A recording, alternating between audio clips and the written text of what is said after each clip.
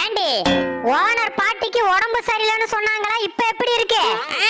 Mega serial மாதிரி இருக்கு. அப்படினா இழுத்துக்கிட்டே இருக்குடா. படி போக்கதவள. உன்கிட்ட போய் கேட்டேன் பாரு. போடா போடா.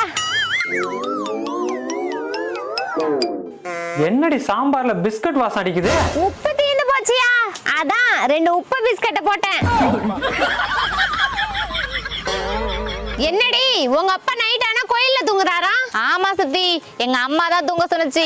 ஏன் ஏதாவது நேர்த்தி கடனா? இல்ல சித்தி, அந்த கோயில் யானைக்கு தூக்கத்துல நடக்கிற வியாதி இருக்குதான், அதுக்கு காவல் காக்கவா? அது காலால மிதிவாங்க.